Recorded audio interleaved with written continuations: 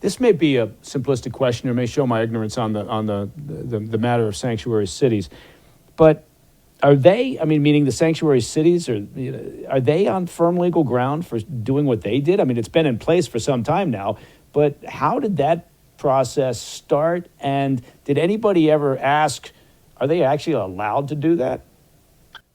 Yes, unfortunately they have pretty broad authority in that regard because of the 10th Amendment. Mm-hmm. Under the 10th Amendment Okay. to the Constitution, the feds can't, the way the courts put it, can't commandeer the resources of states. They can't say, you have to use your resources for this objective that we have selected, whether you like it or not. Often they do anyway, they cooperate.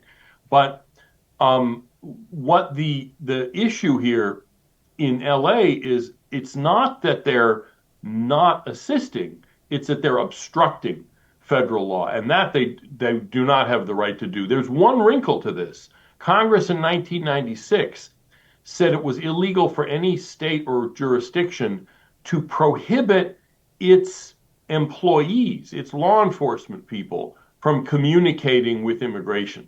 In other words, they're not allowed to say, like LA County is not allowed under federal law to tell its deputies, you're not allowed to communicate with ICE.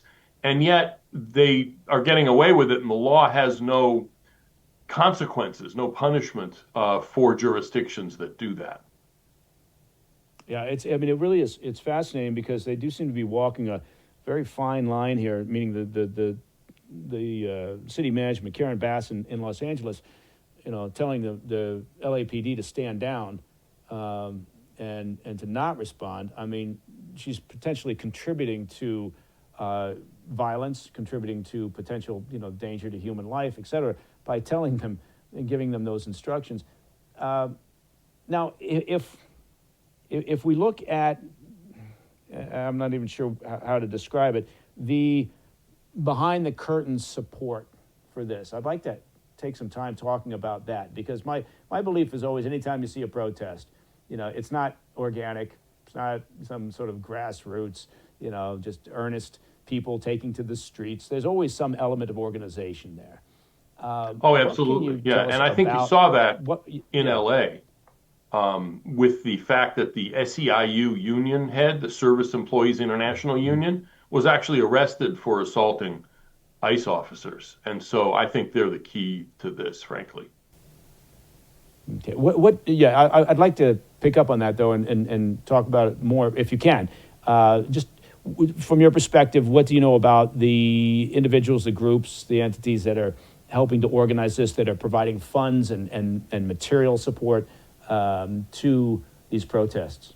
Yeah, I haven't, there's other people who've looked into this, and it's clearly not just an organic thing that's bubbling up from the bottom. I'm not sure how much money is necessary. What's needed is a kind of, it's almost like honeybees. They send the message out and they will all, focus on, because they all kind of have the same instinct. They just need to kind of be activated to do it. So it doesn't require, George Soros in his mountain lair pushing a button or something like that. That's not the way it works. There are just large numbers of these anti-borders folks who are just waiting for an opportunity to vent their opposition to border enforcement or immigration enforcement in general. And the thing is that it's kind of like these Hamas protests. It's just some of them are the same people, as I understand it. They've just switched issues. And the regular Democrats, elected kind of mainstream establishment Democrats, much prefer that their street thugs work on immigration issues than supporting Hamas, because that creates tension within the left. Whereas opposing the very concept of limits on immigration is something that's a litmus test at this point on the left. So it doesn't create those kind of internal conflicts. Yeah, I mean, there is a fairly deep pool of professional agitators and activists, and it doesn't really matter what the cause is. They're happy to get out there and throw a brick or spray paint a police car or set fire to something.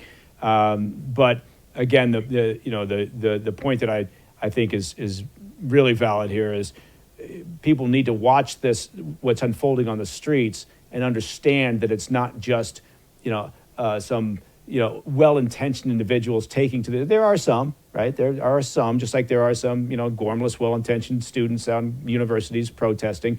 But for the most part, there's an active effort behind there. That's why you see, materials handed out. That's why you see the same signs. That's why you see porta potties out at protests. There's a reason why these things happen the way that they do, and that's because they are being supported by a variety of organizations that tend to oftentimes not really care what the issue is. I mean, I take your point on sort of the broad-based support within that element for open borders, but whether it's that or whether it's Hamas or Gaza or anything else, I think they're just looking for an opportunity to get on the streets a lot of times.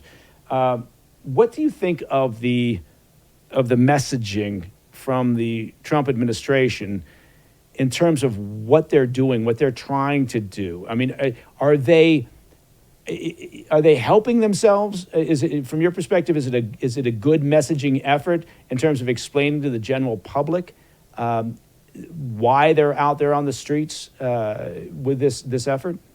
Yeah, and I think yes, but with a little bit of a reservation. The yes part is the administration has handled this pretty well so far. People don't like, anarchists burning cars, waving foreign flags, all that stuff.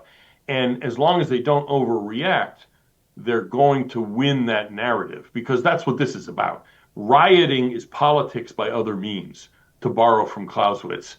And so the reaction, in other words, it's a political act, and you have to win a political fight, not just bash the heads in of a couple of dirtbags, as satisfying as that might be to watch. And so far, I think they're doing that fine. National Guard is not actually enforcing immigration laws, even though federal law would permit that. They're doing security for federal buildings and federal officers. So it's a kind of defensive thing. It's a smart move. The only area, the reservation I would have, is that the administration and the president have talked all the time about this being about deporting criminals. And a lot of the people they're getting are real scum of the earth criminals. But most illegal aliens aren't criminals. And if you're going to reassert authority and end impunity in immigration law, that means lots of non-criminals have to be also taken into custody and made to leave. And the reason for that is that they compete with American workers unfairly, they burden the welfare state, they create problems for assimilation, and you need to make that argument as well as the argument about criminals, because everybody, even the people on the left, most of them anyway, think that, serious criminals should be deported. It's just that there's just not that many. I mean, okay, let's say there's a lot of criminals among illegals. Most of them still aren't. And if you want to deport illegal immigrants, you need to make a case to the public that this is about both deporting criminals and deporting regular illegal aliens. Hey, thanks for tuning in. If you enjoyed this video, don't forget to hit that like button and leave a comment, a really positive, nice, and kind comment. That would be appreciated. And if you're not already subscribed to our channel, make sure to subscribe and turn on notifications so you don't miss any of our daily updates.